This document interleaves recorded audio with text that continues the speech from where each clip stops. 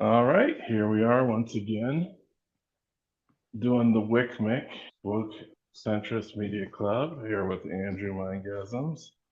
Today he is Mushroom Zombie Mangasms, and today I am the Clicker Centrist, aka the Woke Centrist, aka Dusty Cubes. So, we're going to talk about the first four episodes of The Last of Us. And Andrew, would you happen to know how many episodes are going to be in this season? No, I don't actually. You know what? I'll look that up. I assume that there'd be eight or so, because that seems to be the most common number in shows nowadays, but it could be 10 or sometimes it's 13. Hmm, true. Judging by how far along they are compared to in the video game, eight might be it. But then again, I don't know if they're diverging much from the story. So far, within the first four episodes, it seems that they are pretty closely aligned with the video game. They do elaborate a lot on particular characters and their backstories. But one thing I do want to mention is the POV of the game is solely from the POV of Joel. Oh, okay. So, so if Joel is not in the scene, there is um, there's no like off scenes where he's not included. He's Okay. it evolves around him the entire game because you play as him in the game. At least from what Oh, I've okay. seen so far. Um, I just looked it up, by the way, and it looks like there are going to be or 9 episodes rather in season one. okay, 9 episodes. Well, we almost got halfway through it, right? Um, I guess we could do the back half once that finishes. But yeah, I went and just randomly checked it out, and I saw the first episode, and I thought, okay, another zombie show. But I think that the characters are a bit more morally gray, and the cast is really small. So the main focus is on two characters, which would be Ellie and Joel. It's not like a community with different POVs that we're following for the most part. It's mostly we're just following the adventures of Joel and Ellie. So, what did you think of that first episode when they tried to establish Joel's backstory? What did you think about that episode?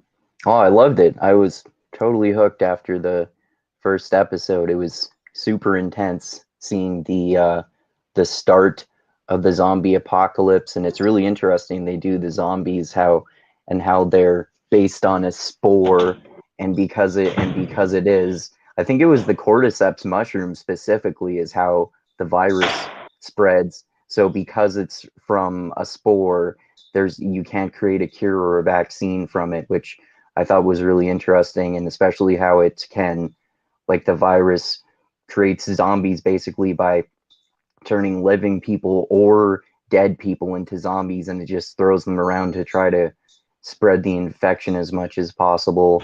And I like how in terms of Joel's backstory, seeing the tragic death of his daughter, and how suddenly society collapsed in the first episode, and then Mm-hmm.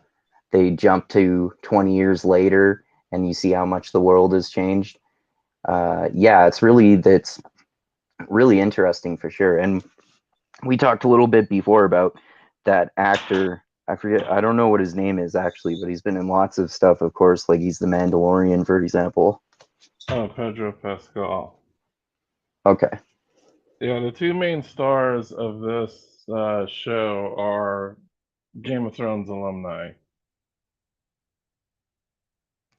Oh yeah, because he was the uh poison snake. What the hell is his name in Game of Thrones? Oberyn The Martell. Viper. Was it the Viper? Yeah, Prince Yeah, Oberyn. yeah, that's his real name. Yeah. Oberyn Martell. Yeah. Yeah, and Ellie is played by the young Mormont's heir.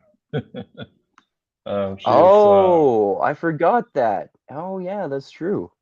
That's her. The Mormont heir is the one who runs the house at the end of the series, and she's like a young girl, but she's like the head of the Mormont house. So those are the two main stars. So the first Right. Yeah, episode. I remember Jon Snow negotiating with her at one point, now that you mention it. Yeah. So that first episode, actually, it closely aligns with the game. However, they do go a bit more into the backstory of his daughter and, um, some of the people that live in the neighborhood get showcased as well. Because that first section that first episode is basically like the first 10 to 15 minutes of the video game. So they kind of stretched that out, added more story elements, fleshed the characters out a bit more. I think Joel or Pedro Pascal plays a perfect Joel, and I actually think I like his portrayal of Joel better than the video game version of Joel. Um, it seems to me also that the show Joel seems a bit more weathered and old and kind of crotchety than the game version of Joel. Oh, okay. Um, but I'll see how they're working with it further in the game. But So yeah, we do get this. what else do you like more about the show, Joel? I found that the show Joel is, of course, more realistic. Video game Joel is like a one-man Superman that just kicks everybody's ass, could take multiple shots from guns and not not be that phased by it. Oh, okay. Shoujo's more fragile and is more strategic um, than Game Joel, because Game Joel and games in general, they're not going to be super realistic about things. They're Yeah. be able to get shot and stabbed and walk around like nothing happened. Yeah, of course. I remember there was one I forget what it was called, but there was one sword fighting video game that I used to play sometimes when I was a kid. It was like this Japanese sword fighting game, and it was really Bushido realistic. Like if Blade. yeah, that's what it was. Yeah, yeah. It was really realistic. Like if you stabbed someone in the chest, they would die. Or if you stabbed someone in the leg, they couldn't use that leg. Yeah, Bushido Blade, they tried to make a more realistic style of sword fighting game where if you hit Right. somebody in the shoulder, they'll lose use of their arm and things like that. Like you can basically kill your opponent with one strike if you hit them in the right place. Yeah. Right. Yeah. Guess I say in terms of first person shooters, because obviously there's somewhat of a first person shooter aspect to The Last of Us. Maybe something like Gears of War is at least much more realistic than something like Halo. Well, the Last of Us is an over-the-shoulder game, so you do see the character throughout the whole game, so you're not viewing through their eyes. There's a little floating camera that the point of view is you get to see the full character. There are a lot of stealth elements where you have to hide and sneak up on people and monsters and choke them out. One thing I want to note too is that the zombies of The Last of Us aren't really dead. They're just mind controlled. Yeah, Like the that's true. fungus is a parasitic entity that directly controls the brain of its host. Hmm. So they're And that's not based on a dead. real thing that exists in nature too. Yeah, how I think there's this particular fungus that controls ants and stuff and makes them do things that they normally didn't want to do. I know there's different parasites that do that to different types of animals as well. I think they kind of get Yeah, into that a little bit, like into the prologue of the show, where they have like this yeah. fake talk show, and there's this I guy thought that that was says like interesting. fungus was going to be the end of us all. Hmm. But And yeah, that's that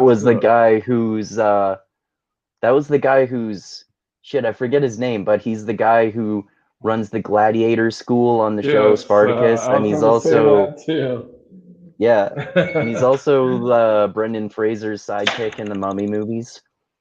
Yeah, what was his name? Batiatus or Yeah, Batiatus? that's his name, Badiatus. Yeah, yeah. Batiatus. Oh yeah, so it's him. He's like the guy that's saying, well, what was his title? I remember in Spartacus he had a title like something Batiatus.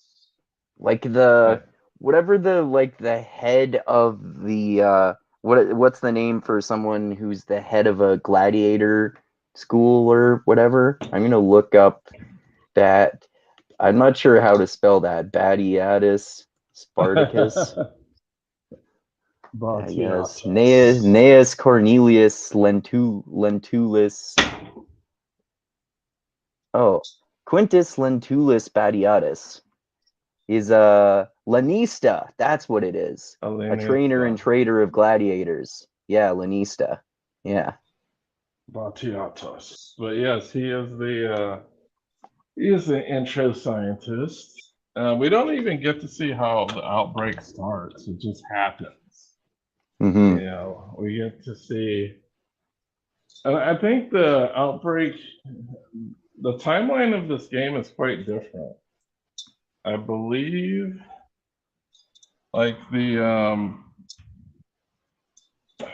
trying to think of the year in which this is supposed to be portrayed, and I believe it is like in the early 2000s. Yeah, yeah. It starts in 2003 and then jumps forward to 2023.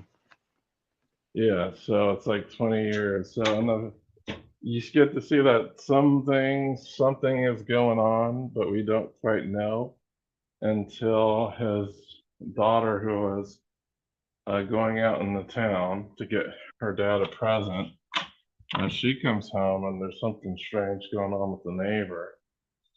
Even before that, I think it's before that, earlier in the episode when she goes to their neighbor's house, the the I think my favorite moment of the first episode was that foreshadowing moment, and it was also the scariest moment for me. Was that foreshadowing moment where they deliberately blurred the background a little bit, but they showed that old woman in the chair who we found out is the first one in that area who had the virus. They show her like doing weird contortions with her face and looking like a demon and shit like that. I thought that Yeah, was yeah. an awesome moment. Yeah, I was like, uh-oh, something's gonna happen with that old lady. Yep. And something did. The old lady ate her family. Yep. I'm not sure how, because I don't think she had real teeth at that point. She's probably Mm, chomping on them with dentures or whatever. well, they don't have to bite you though, because they spread the spores from their mouth, and Yeah, but she they was can just like spread the eating, spores onto you, I think. but there was like a bloody mess inside the house, so she had to be Yeah. doing something She to could have ripped them. them apart or something, like think about how savage they get when they're taking control, when the spore takes control of them. Yeah, they just go completely mental. Yeah. If we're gonna talk about like related zombies, they're more like the 28 Days Later style zombies. Yeah, yeah, that's what I was thinking. They're the fast zombies. They're not the slow zombies. No, they're not dead zombies. They're like hyped up, insane people that are super Yeah. aggressive. Yeah. Um, so the daughter, she sees things go down, and I think she's about to get attacked by grandma, and Joel and the brother show up. Joel and Right. Connie show up in a pickup truck. Yeah, perfect timing too, because their dog comes over and she wakes up. It's 2 a.m. or so, and she goes across the street because that's the dog of their neighbors whose house she was at earlier. And then she of course stumbles upon both of them having been killed by that old woman who is the mushroom zombie who chases her.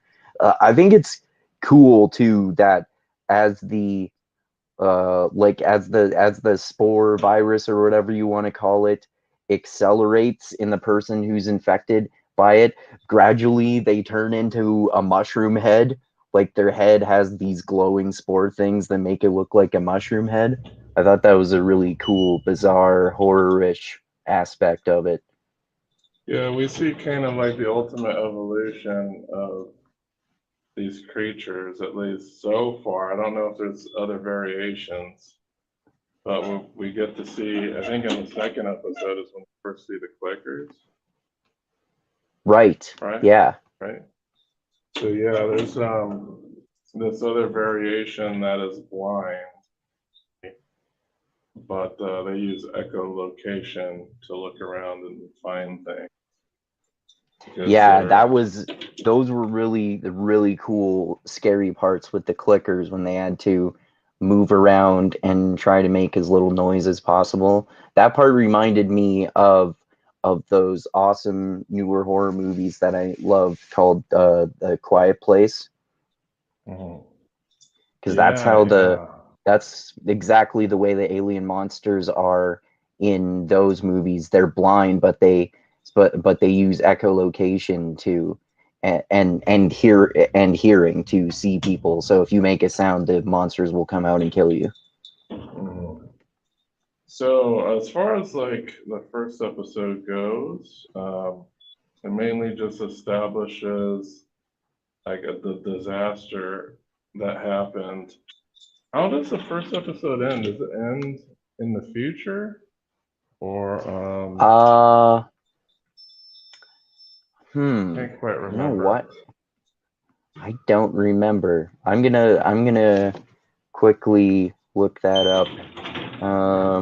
Last of Us episode 1 ending. I think it Yeah, I don't ends remember. with the confrontation with that dude that beat up Tess or something like that, if I'm not mistaken. Um. Oh. Oh. Okay. It's when Joel, Ellie, and Tess leave the quarantine zone and head into Boston. Ah, okay. So Right. there's a lot that actually happens in that first episode. So you There get the is. whole Yeah. disaster, and then you get to see Joel in the future. So at this point, there's Joel, I guess his girlfriend Tess, Hmm. and they've got some type of shady dealings going on, where he's selling pills to the guards, and he's a smuggler of some sort. Um, Something happens where his girlfriend Tess ends up in a bad drug deal of sorts, and she gets beat up. Joel notices, and they're like, "Oh, we got to kick this dude's ass." Hmm. So what it is a battery. They were supposed to buy a battery from this guy, and he ends up Um. selling it to somebody From else, a right? security guard, was it? No, it was that guy. It was not the Oh, security guard. It was just the guy who beat up Tess you're talking about? yes.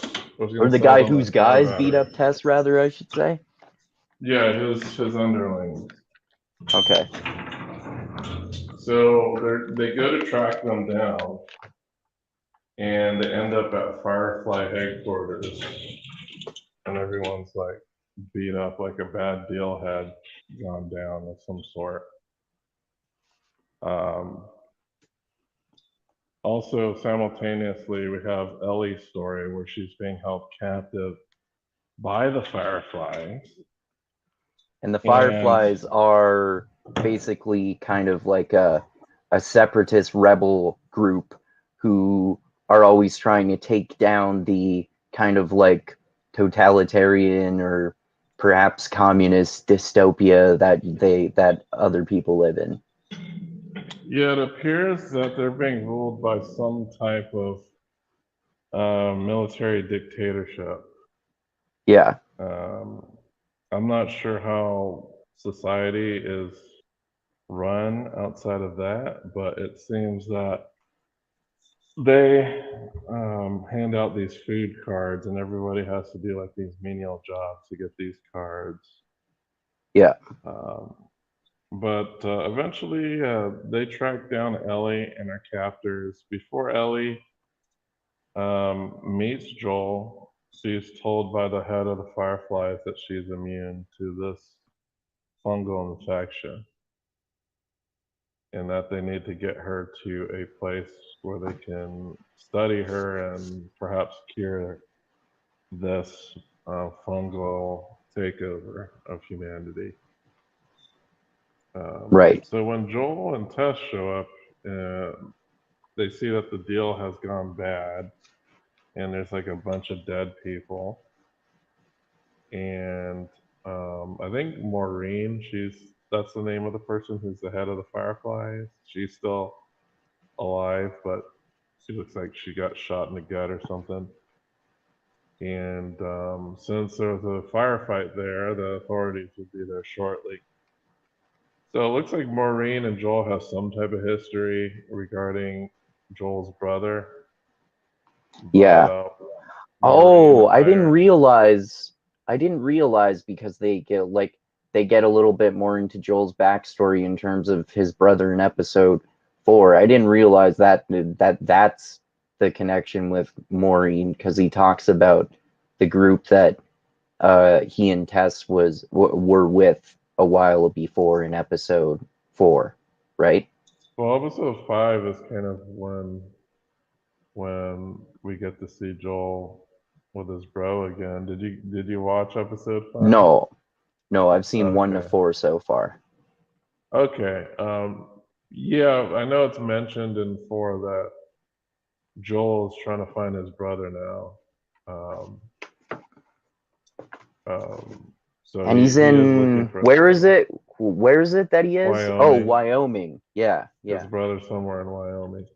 But as far as things go, Marine. See, I'm getting a little confused because the story in the game is a little bit different from the story in the show. So in the show, Maureen offers them a job, and I forgot what they were going to pay them with. I think it was maybe a car battery, or something like that. Oh, yeah, that's what had to do with the car battery, right? Right. Because I think this whole time, Joel is trying to get a car battery because he wants to go find his brother because he hasn't heard Right, from him. right. Uh, Yeah.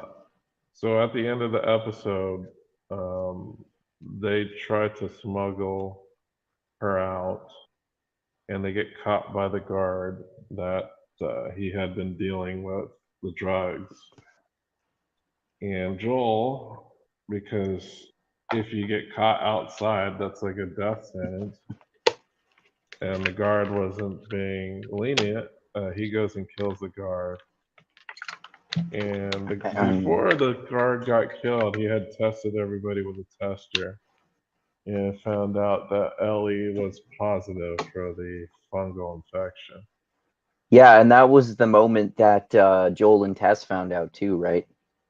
Yes, they didn't know at that point. Joel was about to shoot her. Tess was like, "No, let's Mm-hmm. let's slow down and figure these things out."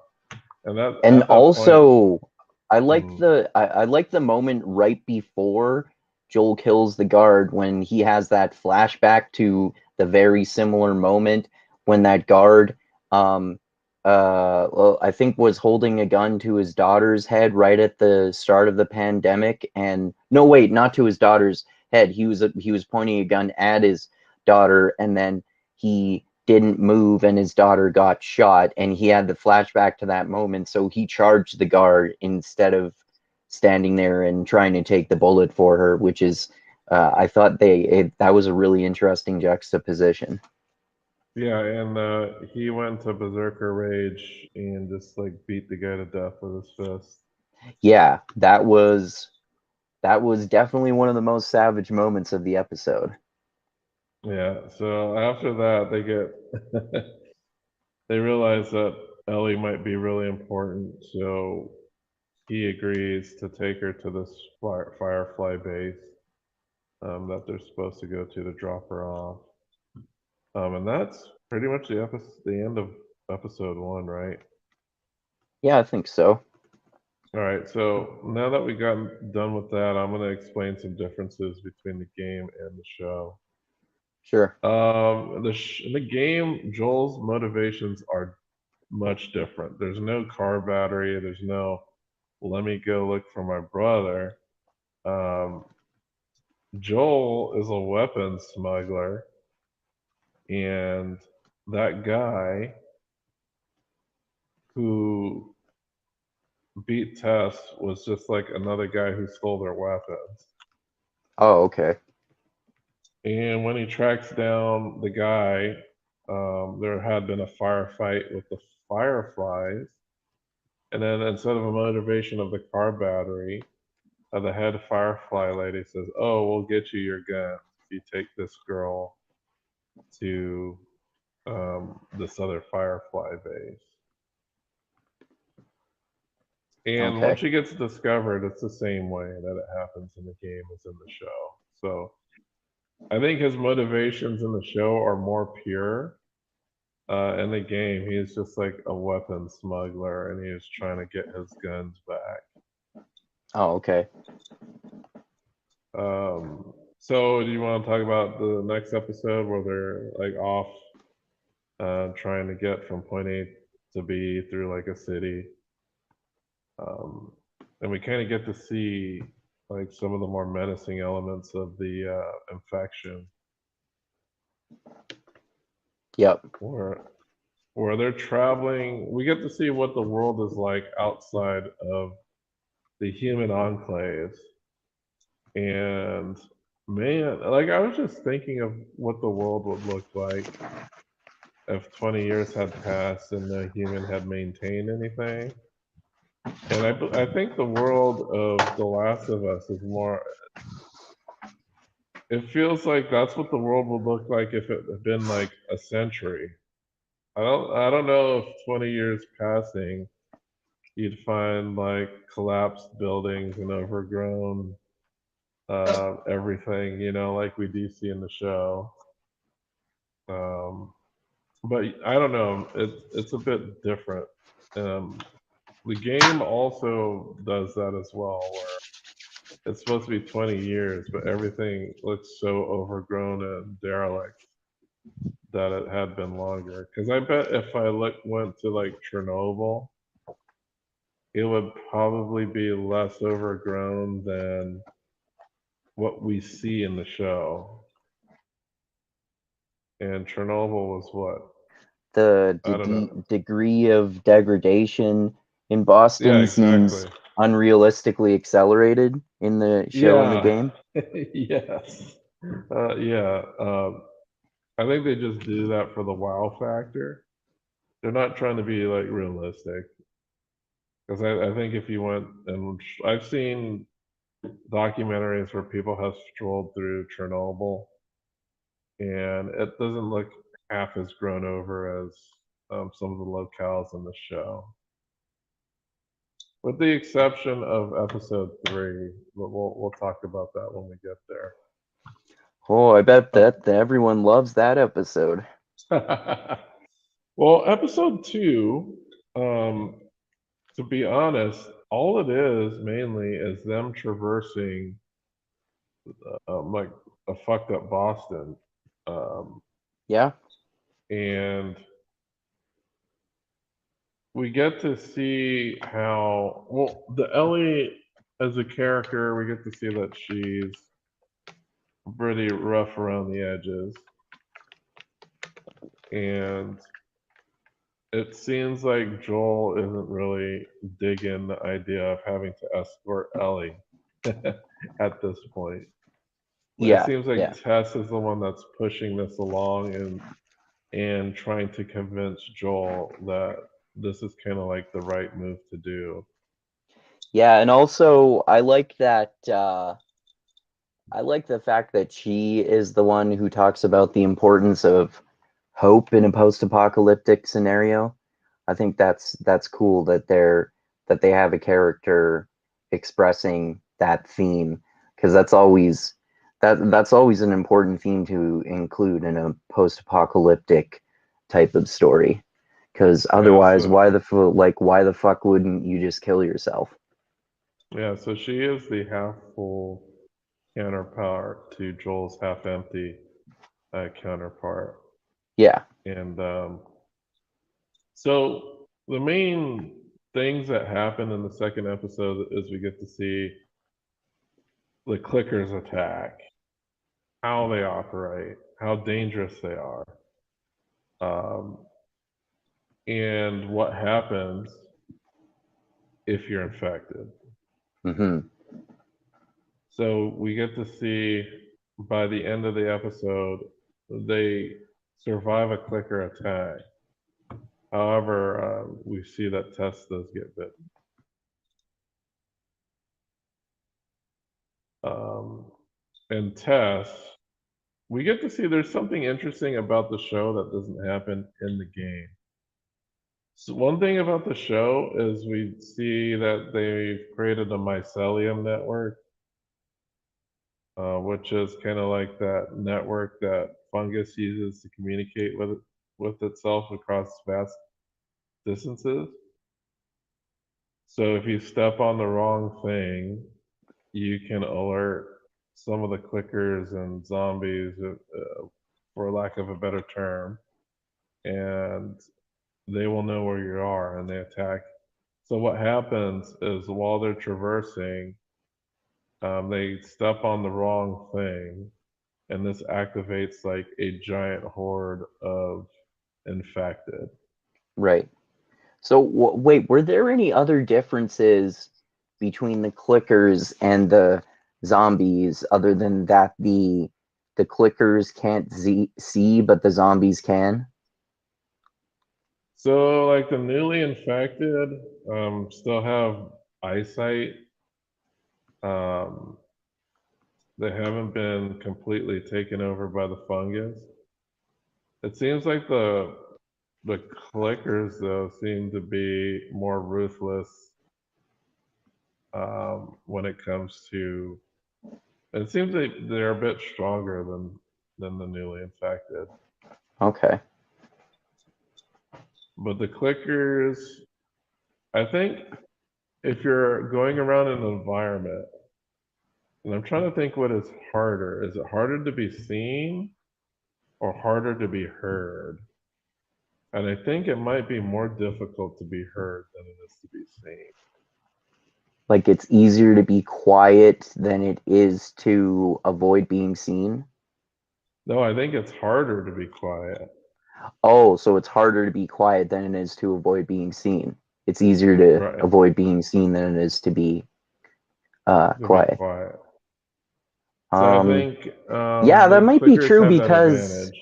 if you can make if you can make a whole lot of noise, um, as long as they don't see you, I can see how that would make sense. Right. That reminds me too of the opposite type of monsters, um, of the ones in both The Last of Us and in The Quiet Place, which is that you can't let the monsters hear you or they'll kill you. The opposite of that is Bird Box, where the You can't look at them. monsters you can't look at the monsters, otherwise you get possessed by them and become homicidal and suicidal. Right. Um, so yeah, I think it is harder to escape the detection of being heard than is being seen. So maybe that's what makes the clickers more of a menace. That if you can't be heard, then it's going to be harder to communicate with people around you to stay safe. you know. So what happens in the second episode? They step on something and they activate a giant horde of zombies infected. At this point, Tess is like, you know what? I'm gonna die anyway. So let me be a distraction while you guys get away.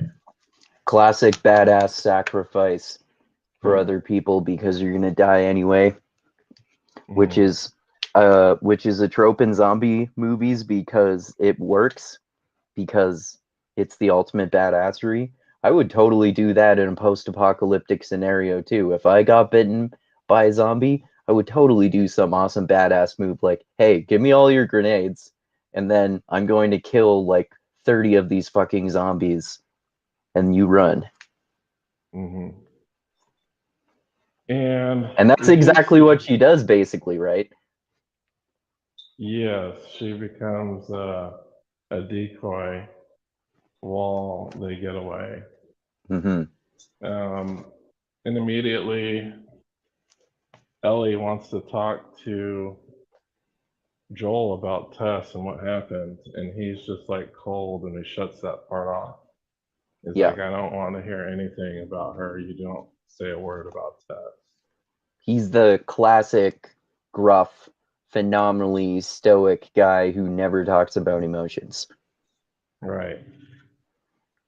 Because they have things to do and he can't let these things called emotions get in his way Mm-hmm. of what he's trying to do. Do you remember exactly how this episode ends? Because I'm pretty sure that's kind of near the end of that episode, if I'm not mistaken. But Oh, I cut out for a second there. oh no, I was asking if you remember how that episode ends. Episode 2? Yes. No, I don't remember that ending either. I'll look All that. right. Do Well, you remember?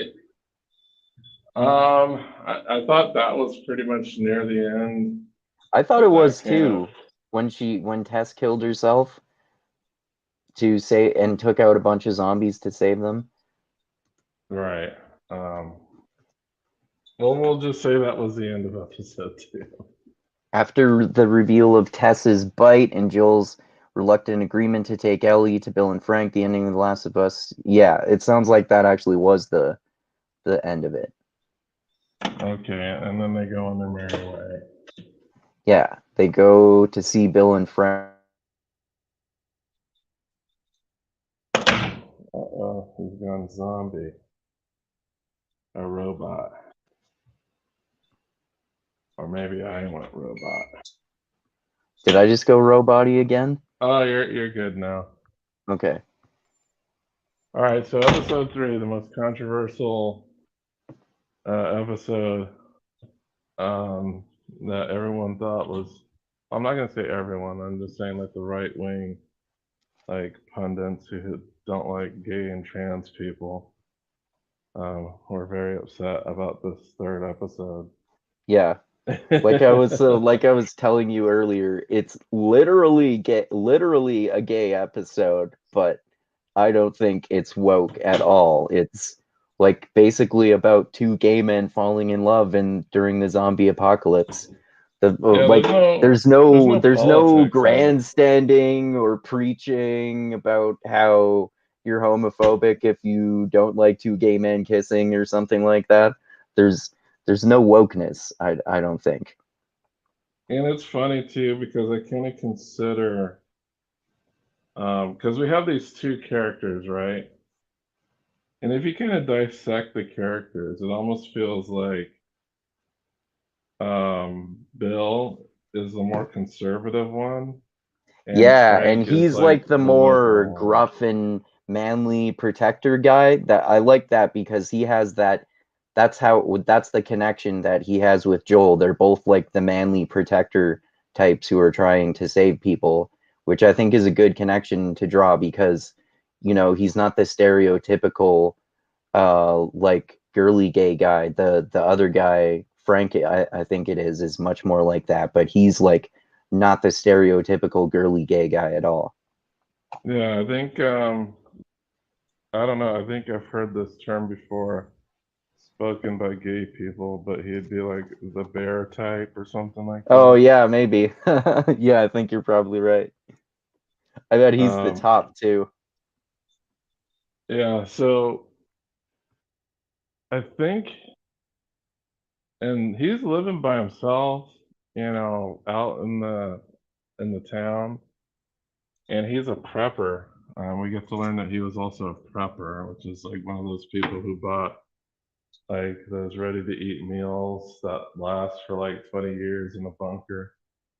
Or as he says, a survivalist. The survivalist, yeah. So I'll tell you this episode is a huge tangent from the original game. Oh, okay. Because Well, this character exists, maybe but that's they don't. a reason that some people think it's woke then. They think, oh, they created a backstory for these gay guys. They're doing it just to be woke. Well, the funny thing is, like in the game, it's implied that he might possibly be gay, but it's not explicit. Okay. So, third episode is a love story. A Hmm. love story in the middle of a zombie apocalypse between these two men who find love and grow old with each other. Yeah. I mean, it wasn't my favorite episode, but just because I'm like romance in general isn't really my thing. But I was still really sad when they both killed themselves at the end. Well, it was sad, but also like in hindsight, like they actually built a life together for a while, Yeah, they for like did for a 20 long years. time. Yeah. Hmm. Yeah, so and they had like I think they had a great time with each other, you know. Yeah. Yeah, for sure. They didn't have to worry about society looking down on them. They just lived their lives the way that they wanted to live them. Yeah, for sure. And then, of course, because modern medicine isn't a thing, it's assumed that one of them has cancer. That's kind of what we kind of figure out. Yeah, Frank, right? Um, yeah, it seems like Frank either has some type of degenerative disease or cancer or something like that by Yeah. the end of this episode. So we get to see their relationship for like throughout 20 years. We get to see how they meet Joel and Tess. Yeah. As during some point in this time, I guess along Wasn't their it smuggling route. was it around 2010 if I remember correctly, or maybe 2013? Yeah, it was a little bit later that they saw them. So they met with them, and Frank was like, "Oh, visitors, great," and Bill was like hating that he didn't Yeah. like Joel at all and does not like Joel. Yeah. He never liked Joel. um, so they come to an agreement. And like, okay, we can trade with you guys. Um, we'll be by here occasionally. And Frank is like overjoyed about it. They have an encounter with raiders, where it looks like Bill mainly defends their property from people trying to raid it. And I Joel like warned I them. like that part of it too. Also, it's one of the things that I one of the few things that I think The Walking Dead did really well, that they did really well here on The Last of Us too, is show how actually in a zombie apocalypse, humans are more monstrous than zombies in some ways. Yeah, so they fend off some raiders. Raiders are a thing in the game as well. So he gets injured, but they survive. And we get to see them grow old, with each other. And then we get to see where Frank, in his state of being, he prefers suicide to living in pain. and they have their last dinner together where Frank has instructed Bill on how to make his drink, and he wanted to just go to sleep and end it all. And at the end, Bill cannot live without Frank, so he poisons himself as well. Yeah. So at the end of the episode, Frank had left, I guess, or Frank and Bill left Joel and quote unquote Tess an inheritance. And Yeah, that like was, all of their cool shit, basically. yeah, he had like an underground bunker with a shitload of guns in it. Yeah. And Ellie's like, why don't we take all these things? It's like, yeah, we don't need them. I like how uh, he is adamant that she can't have a gun too until the end of episode 4 when she saves his life from that guy who's attacking him. oh yeah, yeah, that happens. Definitely happens in the game also. I think Oh, okay. also he had like an assault rifle, but he ditched it because there's no ammo for it anywhere. Yeah. Well, it's a good idea, really. Yeah, it's just like this big gun that you don't have much ammo for. Yeah, we don't need it. Yeah. So yeah, they raid. Well, they don't raid it because it's given to them, and they get the truck and um, they head off to their next destination. That's totally a part that I was thinking like, oh, that totally makes sense for a video game because this is the place you go to get ammo and, health packs or something like that. Right, stock up. Hmm. So, differences between this and the game. Huge, huge, huge, huge, huge differences. The main difference is that Bill does not kill himself. Oh, So when Joel arrives in that town, Bill is alive. oh, okay. And Bill is not as old as he is portrayed in the show, where he's like old by the end of it. So it's the younger version of Bill that we see in the Okay. beginning of the episode. Okay. Um, and he's kind of rough around the edges. Doesn't like Joel much. Um, but we do get to see what happens to Frank. But Frank is already dead by the time you see him in the game, and he hung himself. Oh, wow. Okay. Um, it's not really super clear why he hung himself, but it is implied that he was going to skip town or something like that, but he couldn't do it. I'm not entirely sure why Frank hung himself, but he does. And Bill comes across the body, and he seems doesn't seem like a heartbroken lover. It seems like they possibly have been together, but it must have been more of like a sexual relationship than like an emotional one. Okay. Because he didn't seem that broken over his death. Oh, okay. Well, kind of, because when you first meet Bill, you see that he's kind of upset, and he explains that like something's wrong happened to his partner, and then when he says partner, he's like referring to Frank. Okay. Um, but when we find Frank, he's dead, because he had been looking for him and he couldn't find him. Okay. Um, so Bill is alive. Frank is dead. Frank hung himself for reasons that weren't that clear to me. Um, and it wasn't explicit that they were like gay or anything. It was Well, pretty goddamn explicit in the show. yeah. It's no doubt, definitely. But in Yeah, in the show, it's pretty explicit. So in the game, there's no love story being depicted. Like I said, the game is solely the POV of Joel. Right.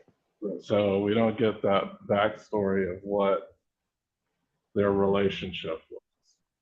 Okay. I'm guessing they had to do this because you're working on a video game and you got to throw some story out there somewhere. You know?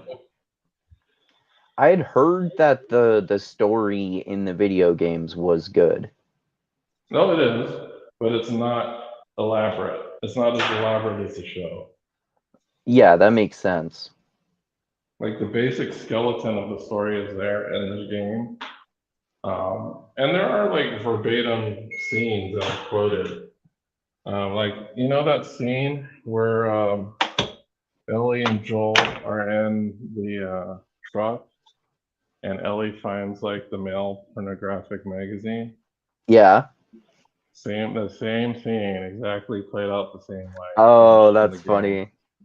That's Yeah, funny. same. I was Okay. like, okay, this is like exactly the same.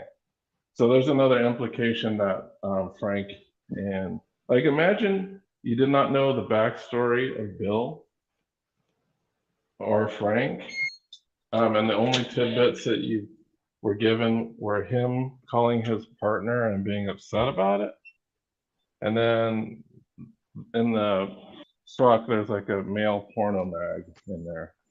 Okay. Those are the only two little things you get hints about regarding Bill being gay. Okay. But it's there. It's just you really have to be paying attention. Oh, okay. Well, I can see a little bit then why people would say that it's woke, but only because they built out the story of gay characters. So it's only like a woke thing if you think it's woke to just show a romance about gay characters, but that's not automatically a woke thing, and it's not the way they execute it in the show. They definitely don't do it in a woke way, like we were saying. No, it's just I thought it was basically they're building the backstory of Bill, who is a Right, character in the game, but that we don't see his back. right. And it So, makes sense to pad it out like that in the show and make it feel like a more authentic world because you have to build out the story way more than you do in the game, obviously. right. So, yes, the story of Bill and Frank. I think it was I had heard it being controversial, and then I watched it. I was like, okay, is it just controversial because there's gay characters? Is this what it is? And then I tried to compare it to the game. I was like, oh yeah. They elaborated on their relationship, but there's also other things they elaborated on that were not in the game. Yeah. So, one of the things I think probably people thought was woke was in the show, Joel's daughter is black. In the game, she's white, Oh, okay. I didn't know that. but she gets way less screen time in the game. Okay. So, um, and I Well, believe it's what do you think about about that? Do you think that or any other aspects of it are actually woke? no, because I don't think it matters to the story of the game at all. Okay. I don't think it changes anything about the characters themselves or the story. Uh, like the race of his daughter is not really relevant to the story. Okay. Um, so no, I don't really think it's woke. It would be woke if you started hearing like some political blathering about it, but there isn't. Yeah. She's just a character that dies in the It's first important episode. in this that in this post-apocalyptic world, we can be out of the closet with our gayness. Yeah, so no, I didn't really think it was woke. Um, Yeah, so you want to start talking about episode 4? sure. Okay, episode 4. Um, they go into the city and they get ambushed. They pretty much lose the truck right away. So Yeah. no more truck. Yeah, because Um, there's too much rubble and traffic from all the abandoned cars and ruins. right. So they get ambushed by this faker who fakes an injury. Joel right away is able to see through the ruse. And Ellie, she's not, she's a little naive. So she gets upset that Joel just kind of like passes him by, but as immediately they get shot at, confirming that it was a trick. So what ends up happening is they crash into some type of store, and there's a pitched battle of firearms. We get to see at first Joel tries to shield Ellie away from like the violence by telling her to hide in a separate part of this building. But what happens is Joel can't quite handle all of them by himself. And one of them sneaks up on him and like starts to choke him out or something like that. And he gets saved by Ellie, who, for the first time, I believe, kills somebody. Well, as he points out, she didn't exactly kill him, although it seems like he might have died Well, she because shot him, but he yeah, like finished she him shot him off. in the back and it seems like he could have died, but then Mm. Joel was the one who we heard him stab him, which presumably was what killed him. Yeah, he did the finishing move, the coup de grace, if it Yeah, will. yeah, You don't get to hear that word very often, coup de grace. yeah. It is a good expression. Um, so she is a little bit shaken because she had not shot anybody before. That was kind of her first experience shooting somebody.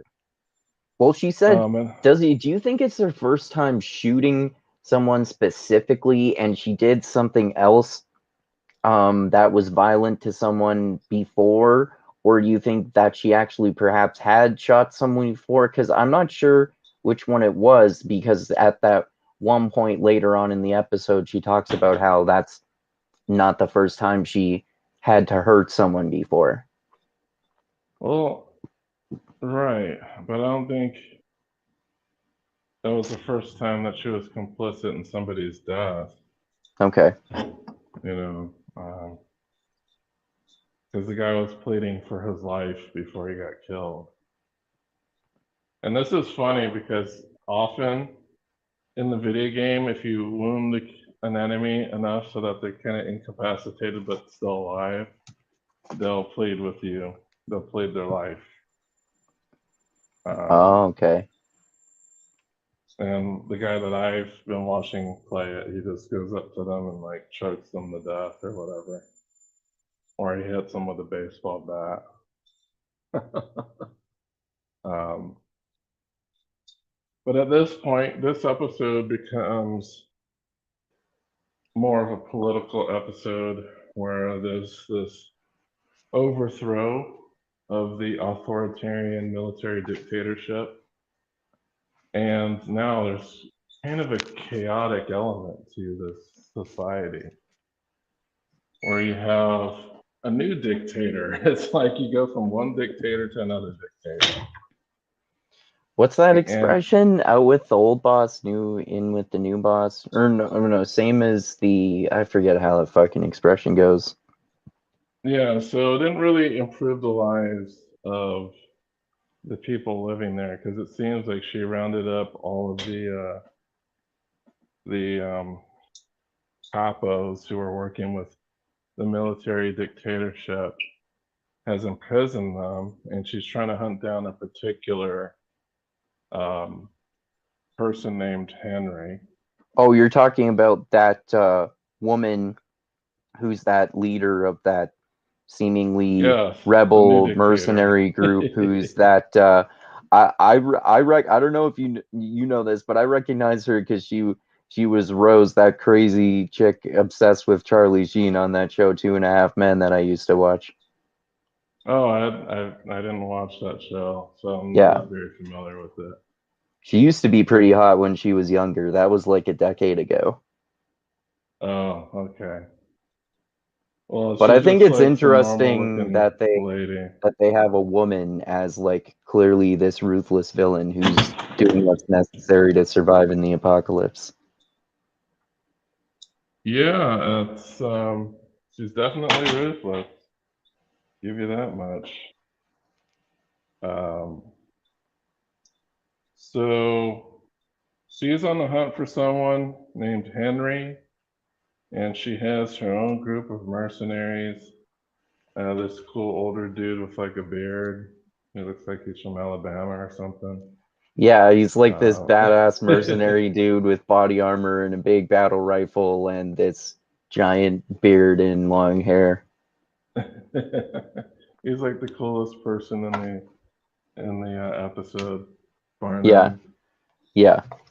But they're on the reason she's hunting down Henry. I think Henry was instrumental in causing the death of one of her family members or something. Okay. So it's more of like some type of quest of vengeance. So Eventually, you were saying that this whole plot line doesn't exist in the game? no, Henry exists, but Okay. not this plot line. Okay. Eventually, don't they stumble across Henry? Um, I don't think we need Henry in this episode. I don't think they find him yet, yeah, though. yeah, Do they they? meet Henry at the end of episode 4, Do they? right? Yeah. Oh, okay. I forgot. Well, have you don't remember Henry? No. Henry and his brother. Isn't I'm that gonna look episode that up. 4? I'm gonna Henry's look the that up. black dude. Um.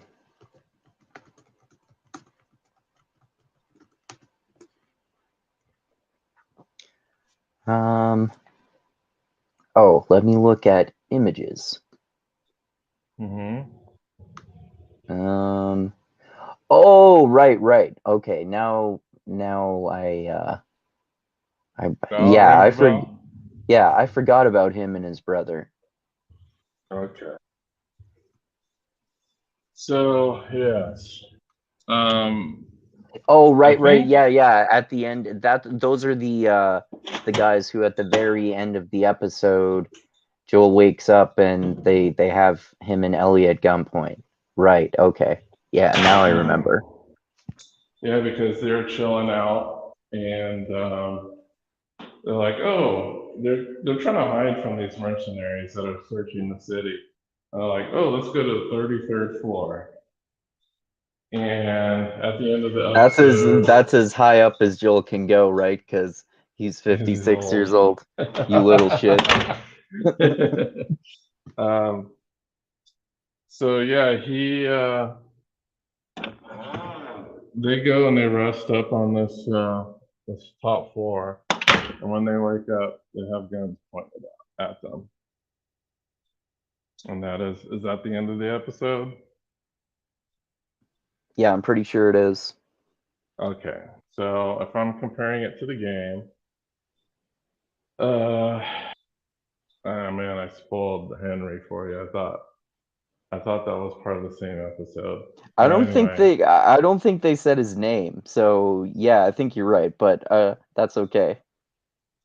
so anyway, Henry is and his brother, I think, that has guns pointed at him. But that's not it. So that's who the mercenary chick is looking for. Yeah, she wants to find that guy. Okay. Because we do see that the mercenary chick like has some dude captive, and she like shoots him. Right. And he said it's the guy who's the doctor who delivered her as a baby. Right, and we get to see how ruthless this lady is. Yeah, she has She to get up seems a the bit cur- unhinged, to be she has honest. to get up the like brutality or something in her to be able to do it, but she goes and executes him. Yeah, she's a little unhinged. Yeah. She kind of is playing that up. So, how do they play this differently in the game? In the game, there's a pretty lengthy section of the game of you fighting these people. There is no political backstory. They're just raiders inside of a town that hunt, like that let people come through the town and they ambush them. That's kind of like their whole thing. While you're in the town, you encounter Henry. It's a bit different, but I won't spoil anything else about that interaction. But in the game, there's no like deranged lady that has command over mercenaries. That's not in there. That's something that they added, that they kind of crafted for the show, which makes sense because if the entire third episode would just be Joel and Ellie shooting at people, Right. that's basically what it would be. I wouldn't mind that. I mean, that's basically John Wick. Yeah, but the problem with that is Joel is not John Wick. Hell no.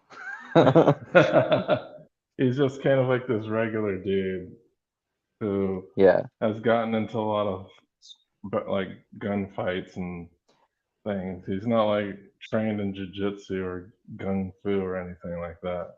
That's another interesting like realistic aspect of the show. I like that when he and Tess are getting attacked by those zombies and those clickers and they have guns to shoot them, they still like they can't always get headshots every single time. Like, so a lot of the time you'll hit them in the arm or in the torso, or you might miss a lot more than you think you would. And Ellie makes fun of him for that, and he says in general rather than that he's a shitty shot. I like that realistic aspect of it. Well, to defend the game, I would say in the game it's not super easy to get headshots either. Okay, As they that's do cool. this thing where the cursor doesn't stay still. It's always Okay. kind of moving about randomly. Oh, okay, that's cool. So if you're like thinking it's going to be Call of Duty accurate, no, he's not like you're not going to get headshots every time. Okay. Yeah, John Wick is very good at getting headshots every single time he wants to. Oh, he always does the 2-shot thing, doesn't he? Like the Double tap. test. Yeah. Yeah, he always does the double tap. Yeah. Well, that's his deal there. Yeah. But yeah, that's the first 4 episodes. So what are your thoughts with this I love it so show far, so man. far? I love it. It's awesome. The acting is great. The story is great. The characters and relationships are great. The zombies are unique and different a little bit. I like the way that society collapses and everything. Yeah, I think it's a great show so far. Yeah, so I'm current. I've watched all of the current episodes except probably 7. I have not watched episode 7 yet. It probably has come out within the last few days. But so far, what I've watched, I've really enjoyed. Okay. It seems like the pacing in the show is pretty good.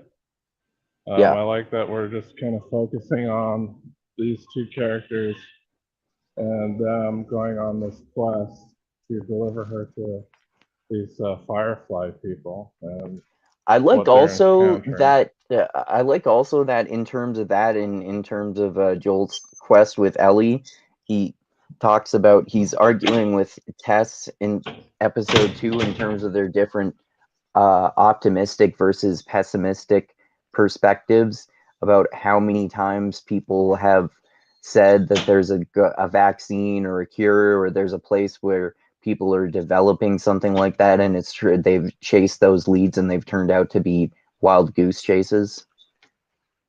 Right. So he's kind of abandoned hope in that regard. And Tess is much more hopeful, even though she's the character that dies in the 2nd episode. However, he feels obligated to complete this mission because this was kind of her last wish before she died. Yep. Her last Basically, she wish. said, like, take care of her, save her, get her to her destination. Mm-hmm. So, as an obligation to his ex-lover, I guess, girlfriend, I don't know what you would want to call them, It seems like they business kind of were partner. that. It seems like they were kind of girlfriend and boyfriend, maybe also business partners. Right. So he, an obligation. He's trying to finish this quest that, in our dying words, obligated him to do so. Right. And he's done a pretty decent job at it so far. So I as was far thinking as I was thinking about how in the post-apocalyptic world how hard you have to work physically in order to go on missions like this, like walk a tremendous amount of space in a single day and do tons and tons of flights of stairs and move obstacles out of the way and push them in front of doors and fight zombies and shit like that. And you might rarely have food and water while you're doing all of this shit. That's what's so appeal. One of the so many aspects of post-apocalyptic shows that appeals to me. right, it's a really interesting show. Like, I think one of the things I like about it more than The Walking Dead is that it has better pacing. Yes, there's a focus on the humans, but I feel like I don't know. I feel like they're developing these characters really well. And one of the things we had different about The Walking Dead is like Grimes. He was not morally gray. He was like absolutely wanting to do the right thing all the time. Yeah, Whereas here we kind of get this kind of anti-hero who is going and trying to do the right thing at the moment. yeah. But from what we know, he was a gun smuggler and he sold pills to the guards, so he's basically like a drug dealer. Mm-hmm. So we're kind of seeing, okay, so there's kind of more to this character than what we see here. Yeah. It seems like, tell me what you think about this, but it seems kind of obvious to me that it's uh that his relationship with Ellie is developing more, Surrogate and father.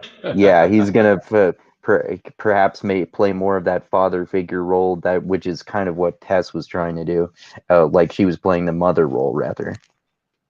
Yeah, it does seem like he is definitely resisting that role, and he is trying to keep an emotional distance from Ellie. And we do kind of see that throughout, where he doesn't want to discuss anything about his past. He tries to keep things somewhat um, distant between her because he doesn't want to get embroiled and possibly hurt like he was with his daughter. Like, we don't know how he recovered, what happened, what type of thing. Like, we could imagine, like, right in the beginning of the show, his daughter died. We didn't get to see how he actually dealt with that. Yeah, we just skipped to 20 years later. Yeah, and we don't even know if he actually ever dealt with it at all.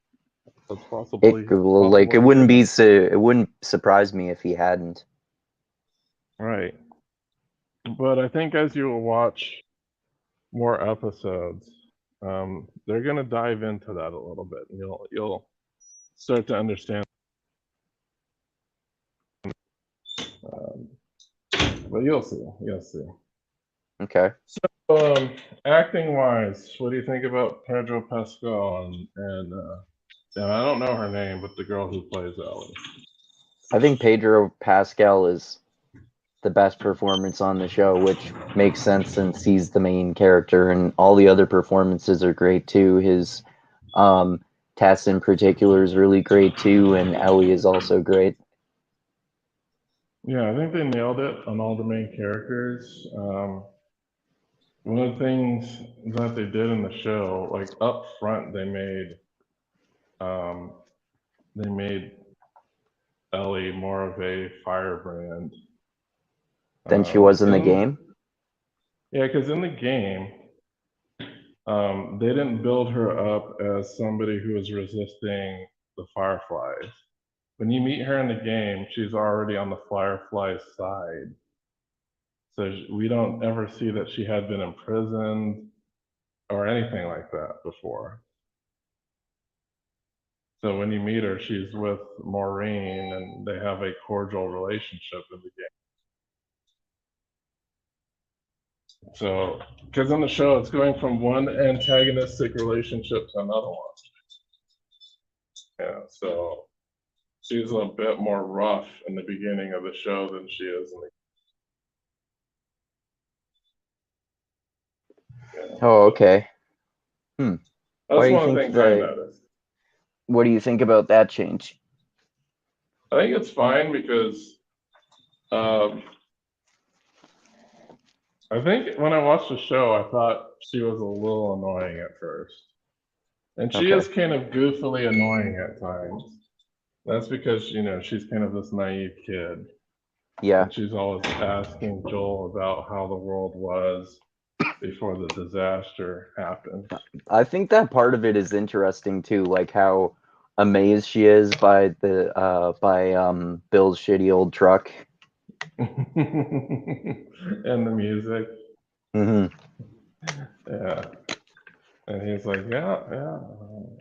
Yeah. And it's funny because, yeah, Joel thinks it's just a shitty old truck. But she's like, oh, this is amazing. Hmm. Yeah. So she has this naivete about the outside world as well. She had been living in a quarantine zone her whole life until she got smuggled out. Right. So she really doesn't know much about the outside world or how the world was before. That wasn't mentioned in one of her textbooks that she probably had to read in military boarding school. Right. Got her from.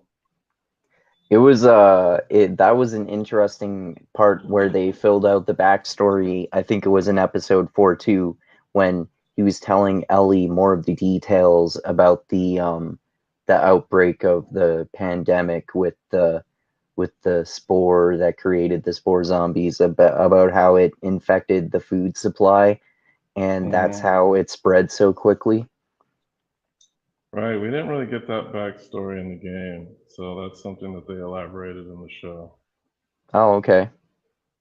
At least if I they think did, that's I haven't gotten to that point in the game yet where they explained it.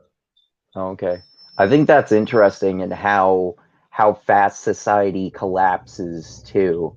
Like how fast the spore takes over basically the entire fucking human race. Right.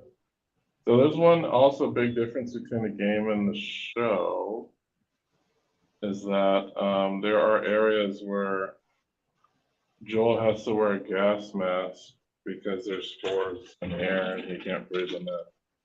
Oh, that would be interesting to see in the show.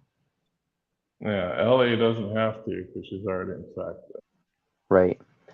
Yeah, that's really interesting that she's immune and she heals when she gets bitten.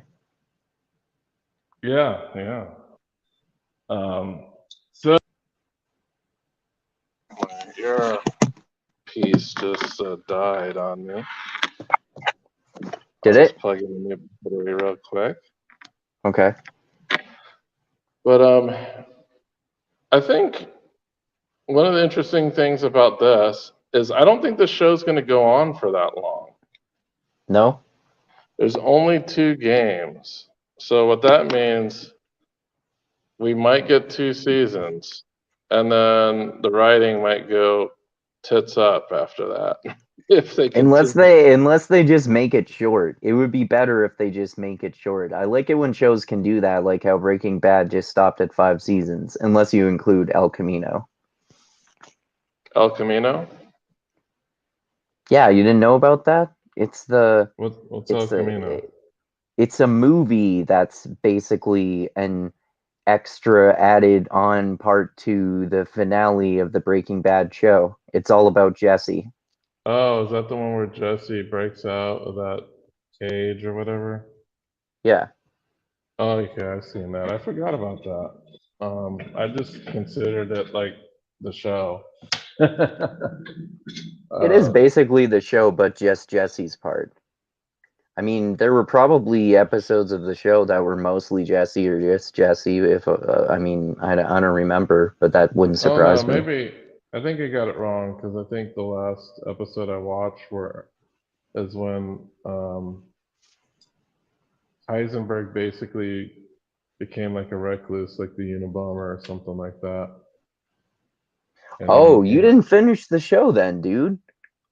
what do you mean I finished it? Didn't finish You it. didn't finish the show. That's like not that close to the end of it. Well, it's close to the end of it, Well, I isn't guess, the but last episode the last episode I remember is Jesse was held in a cage by some drug dealer, and then Heisenberg shows up and he puts with guns blazing. I remember he had like some turret gun in his. oh, okay. Yeah, no, you did finish it then. Yeah, that was the last episode. I must Yeah, yeah. yeah, I remember finishing it because like he was Yeah, dying of that's cancer at definitely the that ending. point. Yeah. Like the chemo wasn't So, working, and he was going to go out in the blaze of glory to save right. Jesse. Yeah, which was an awesome ending. But then, so you saw El Camino too? I don't believe I saw El Camino. No, I did not see Oh, that. okay. It's a movie that's after that. It's just about what Jesse does after he escapes after Walter White's sacrifice at the end of the show. Okay, I did not. I didn't see that. I've watched Better Call Saul. I'm not even up to date on that either. Oh yeah, me neither. I think I've only maybe seen season 1. I think there are 3 seasons. I think there's more than that. More than Because 3? they Yeah, just there could be. There could be. because I think the last season is either finished or currently airing. I'm not sure. Okay.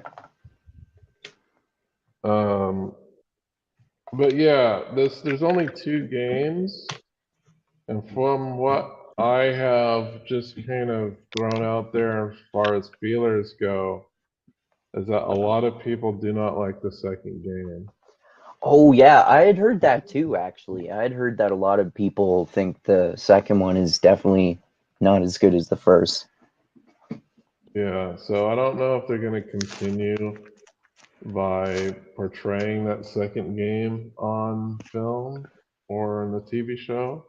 I'm not sure where Neil Druckmann's going to take this, but we'll see. We'll see. I hope they seem to be doing a pretty good job with this first game.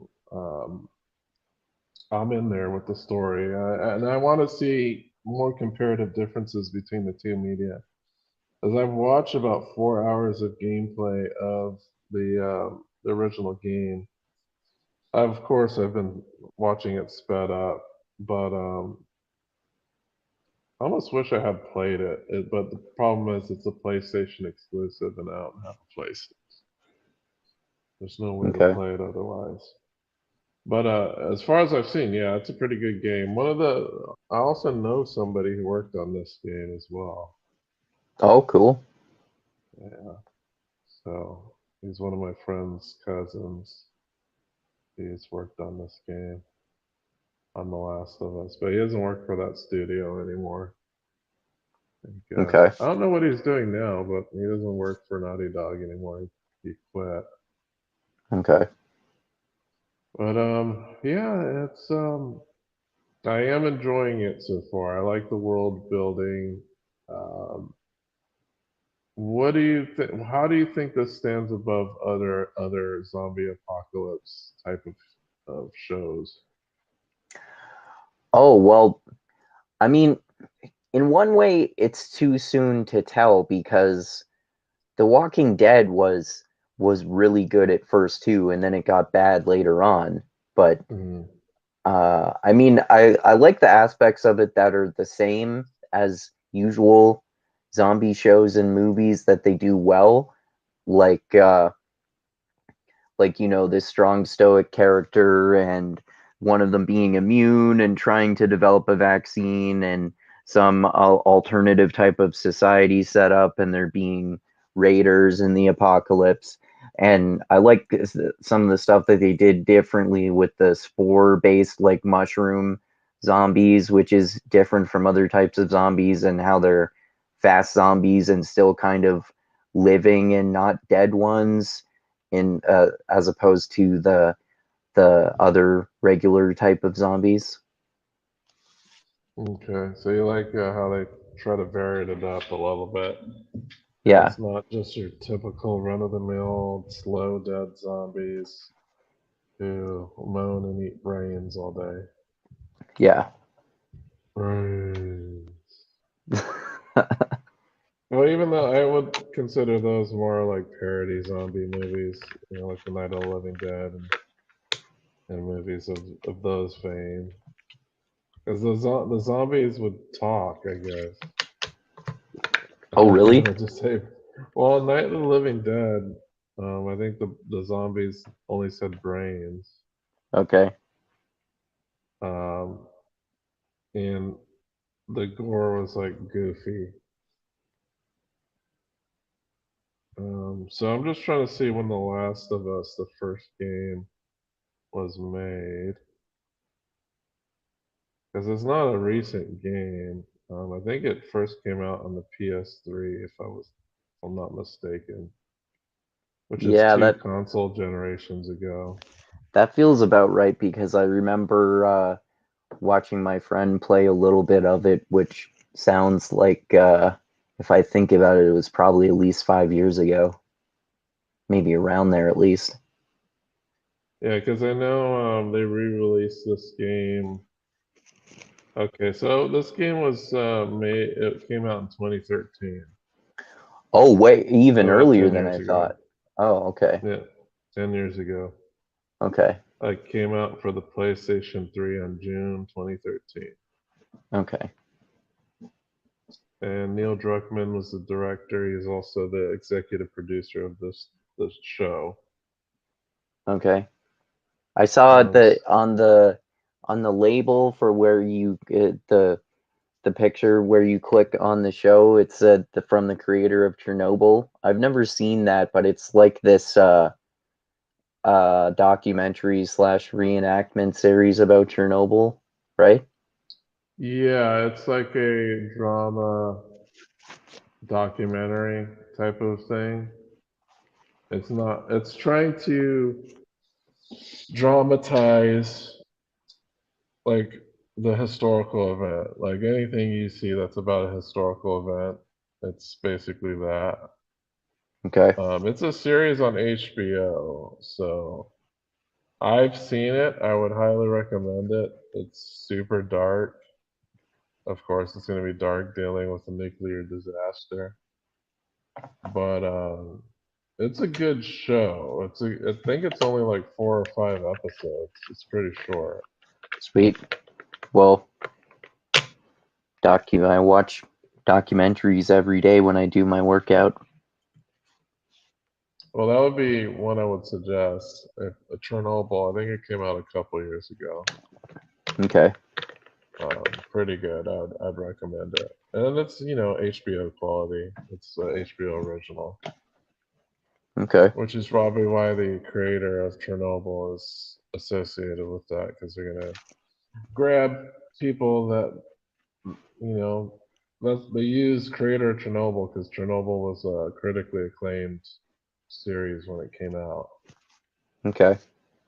Yeah, no Cool. one would say from the creator of Blood Rain. No one's gonna push that. What's that dude's name again? Uwe Boll. Yeah, Uwe Boll. Yeah, from the creator of Blood Rain, we have.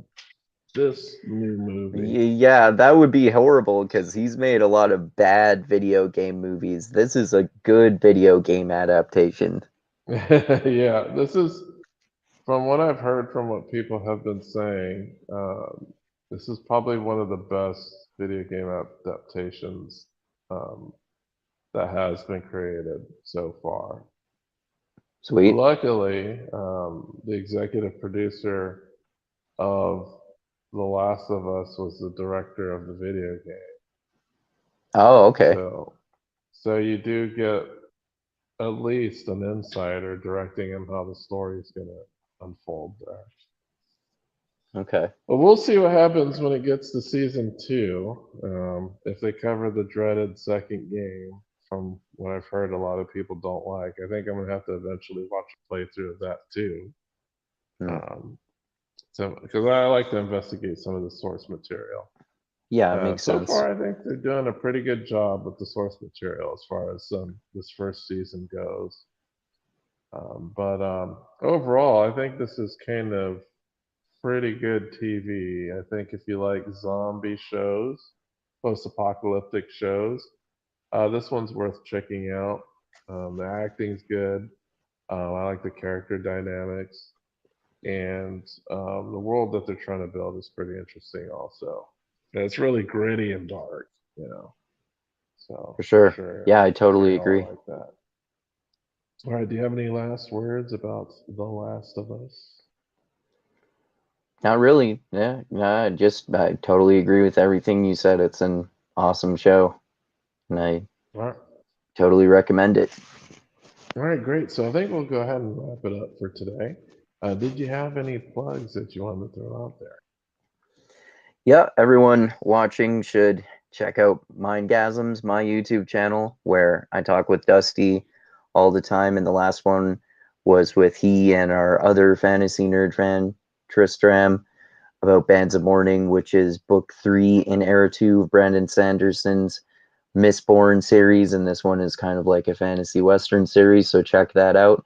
And probably I'm probably gonna do a video, which is my spoiler-free review of Dead House Gates sometime this week, which is book 2 in the Malazan Grimdark epic fantasy series. So check that out too. And yeah, that's pretty much it. Cool, man. Well, yeah. I think I'm not sure what we're doing next week. Oh yeah, we were gonna finally talk about that movie Fat Man, you and I think, right? Yeah, we should finally talk about that next week at least. I Right. think we're also prepping for a couple of future things. Like I know you wanted to progress in the Dark Tower series, Yeah, the third and book. yeah, and then I got my hands on the Fifth Sorceress ebooks. So I'm gonna try to get through that as well, so we could talk about Yeah. that. I'm going Um, to uh, read books not in my normal pattern because I normally read a novel and then a nonfiction and alternate back and forth like that. But I'm going to read 3 novels in a row because 2 of them are my homework for our podcast. So I'm going to finish Malazan book 3, Memories of Ice, and then read The Fifth Sorceress, and then read Dark Tower book 3.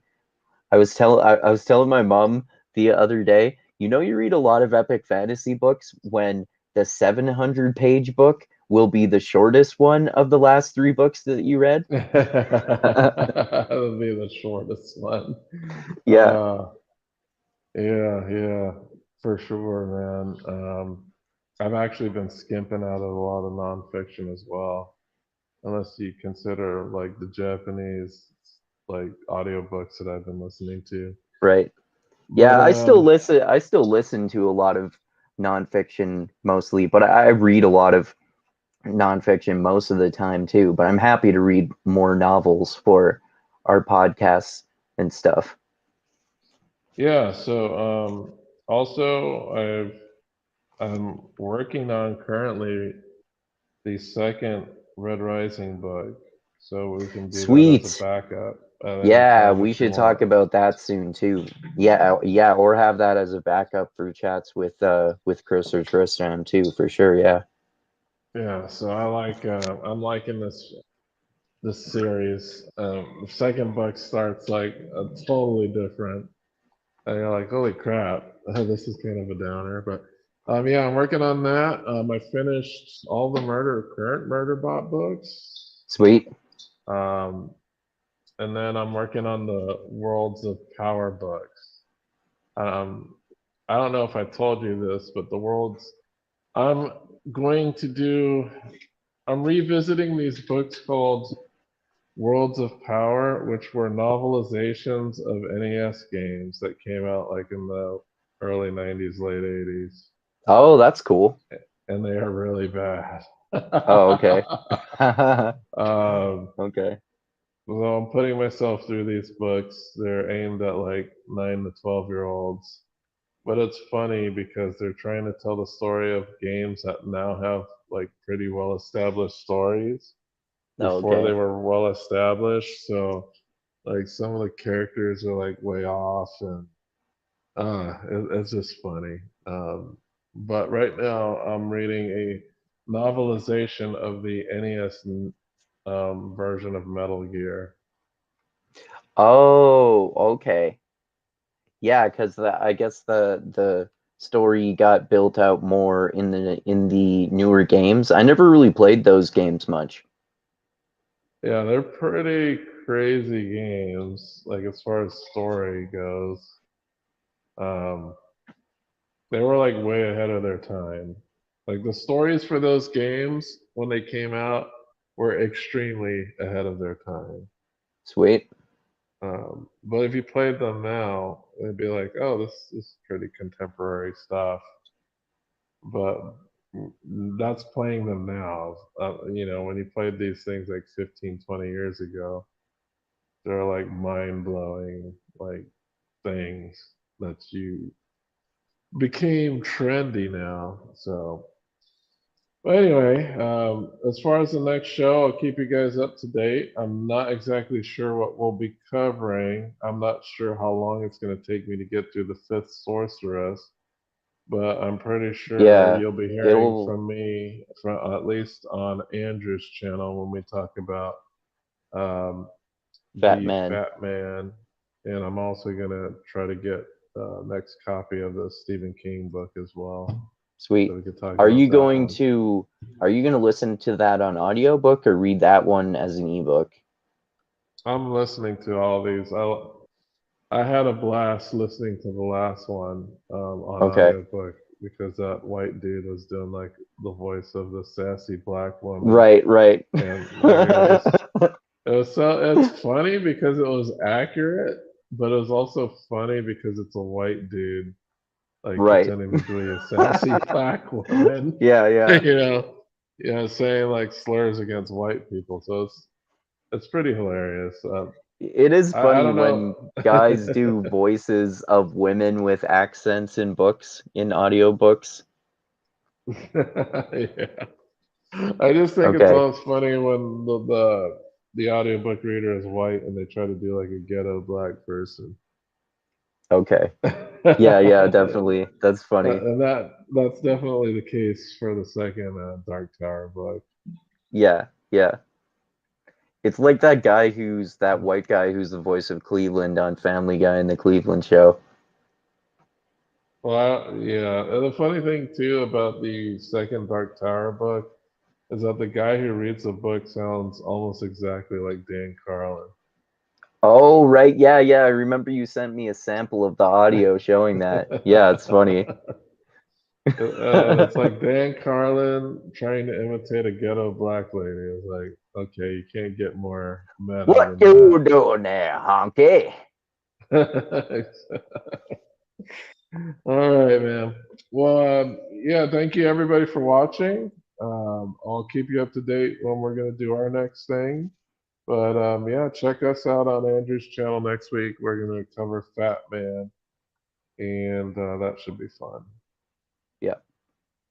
All right, you see you for next week, and you guys have a great evening, great day.